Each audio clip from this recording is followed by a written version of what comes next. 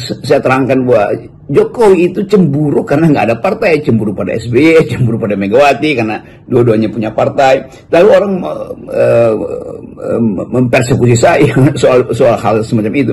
Padahal ini adalah rumus politik paling dasar. Jokowi tetap ingin punya stand di dalam politik Indonesia. Dia tetap ingin punya grip, ingin reach out, ambisi dia itu ke dalam politik Indonesia. Tapi melalui peralatan apa? Nggak ada peralatan. Kan kita udah memilih partai politik sebagai peralatan. Nah, satu cara adalah Jokowi merusak partai-partai ini kan.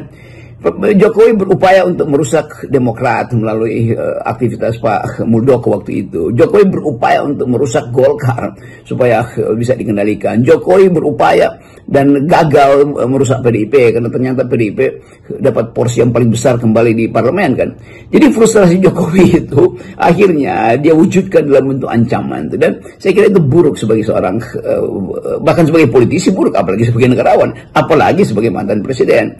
Jadi contoh buruk Jokowi ini dipamerkan dan akhirnya rakyat berbalik untuk mulai menganggap bahwa ya udahlah memang ini orang gak ada mutunya kan. Kan itu kemudian menyebar meme-meme di sepanjang ke kota-kota besar yang bahkan sangat kasar pada Jokowi dan sangat ya sebetulnya jorok.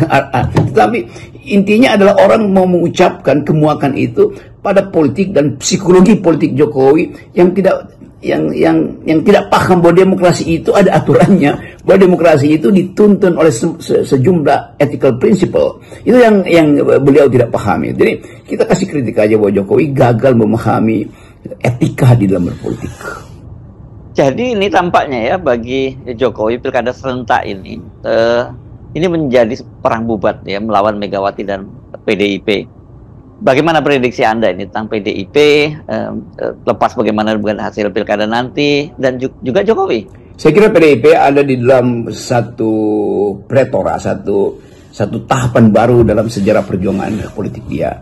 PDIP sudah berhasil menumbuhkan kembali kepercayaan publik bahwa ini partai yang ada ideologinya, partai yang memang diasuh oleh kekuatan historis, yaitu kemampuan PDIP untuk melekatkan diri pada ajaran-ajaran Soekarno. Itu satu poin yang mendasar. Jadi kalau saya bikin semacam evaluasi akademis, PDIP pertama-tama sudah berhasil melakukan perjuangan politik untuk melawan Orde Baru. Dan itu yang memungkinkan PDIP menamakan dirinya sebagai Partai Demokrasi Indonesia Perjuangan. Kata perjuangan itu kata yang sangat historis, karena pada waktu itu PDIP dianggap sebagai pengganggu kekuatan Orde Baru. Dan PDIP tahap pertama adalah dia lakukan perjuangan politik dengan mengubah namanya itu Partai Demokrasi Indonesia Perjuangan. Perjuangan itu menimbulkan semacam